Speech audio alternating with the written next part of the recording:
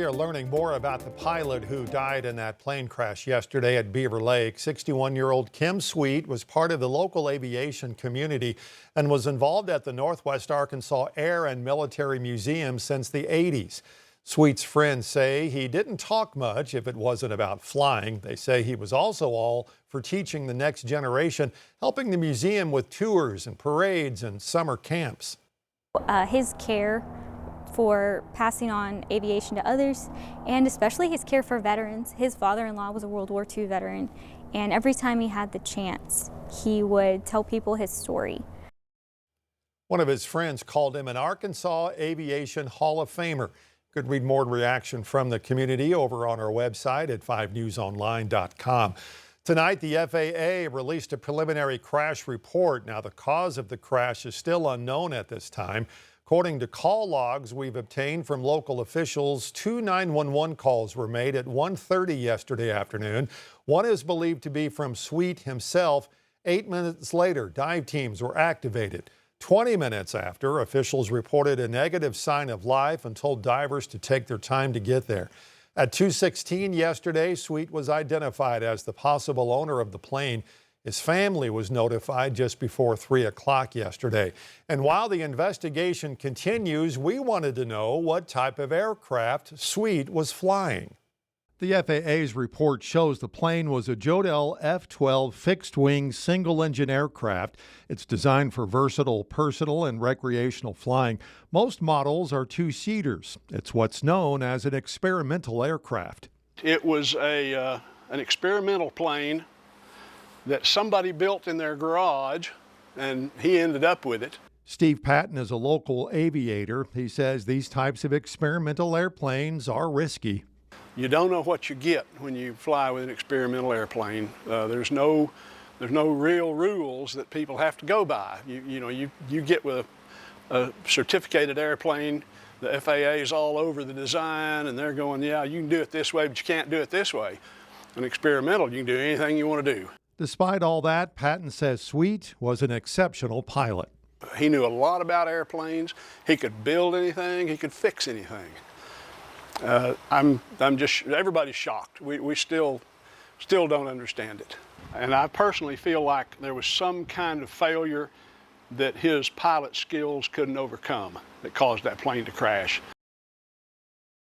Meanwhile, in the River Valley, Arkansas State Police have joined the investigation into a bank robbery in Lavaca. Police looking for a suspect they say robbed the First National Bank branch just before 3 o'clock yesterday afternoon. No injuries reported, but placed the schools nearby on lockdown. If you have any information, please call the Sebastian County Sheriff's Office.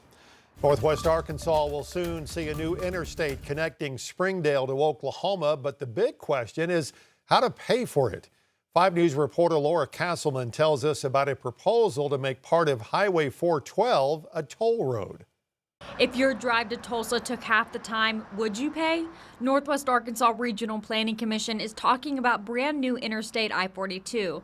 And for the first time, toll roads are part of the conversation. This week, our board of directors did pass a resolution. Tim Conklin with the Northwest Arkansas Regional Planning Commission says the resolution was a toll study, looking at how they could speed up the Interstate I-42 project by adding tolls to newly constructed freeways and interstates. Building freeways and interstates take a lot of resources, money, funding, and planning. This is basically a request to say, are there ways, is it feasible? If we could build I-42, is there a revenue stream? Conklin wants everyone to know they will not put tolls on existing roads, just new ones, to help pay for themselves. Is with a toll, I mean, if you think about it, tourism is the second largest industry in our state, meaning we get a lot of visitors. We don't do toll roads in the state of Arkansas. But looking for an alternative means to finance these improvements that we need. Randy Torres, a board member of the Western Benton County Partnership, says this is just the first step to help fund these projects. The Regional Planning Commission did a study. That study stated that we wouldn't be on cycle until 2050.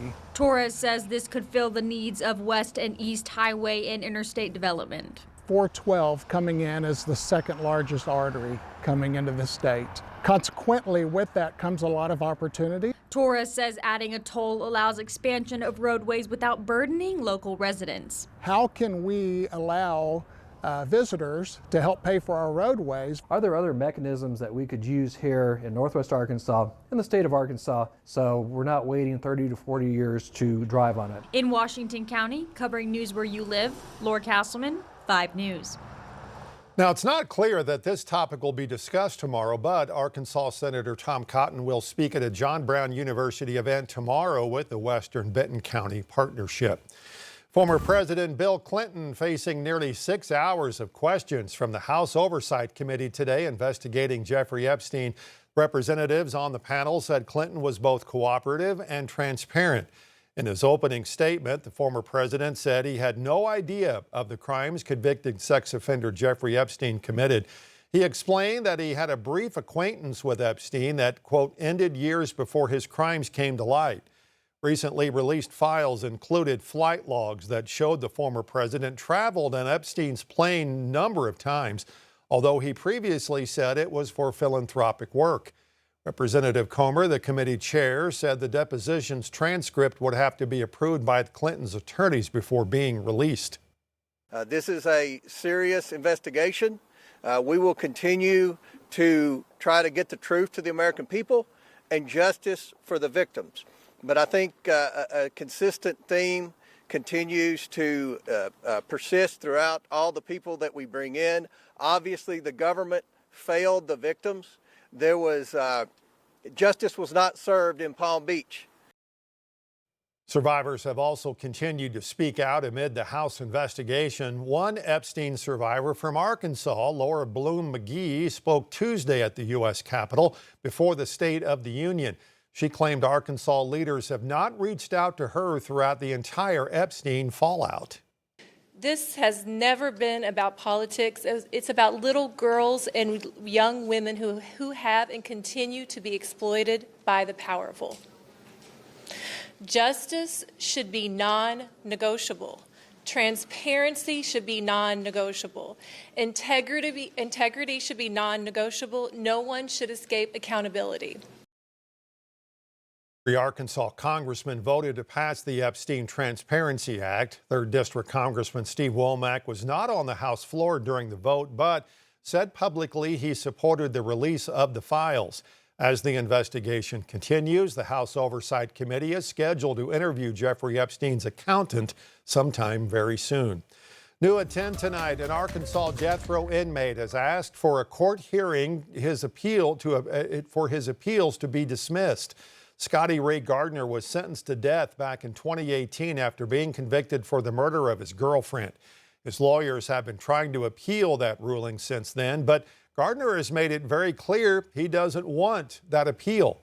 He's written 6 letters to the judge and said repeatedly he does not want a Rule 37 hearing. That means there might have been an issue with the discovery of evidence during the Capitol murder trial. Gardner's had his appeal delayed for the last 6 years, but is expected back in court in August. More details can be found about this on our website at 5newsonline.com. Multiple local commercial driver's license training schools have come under federal investigation. Federal Motor Carrier Safety Administration investigated schools nationwide for safety standard violations.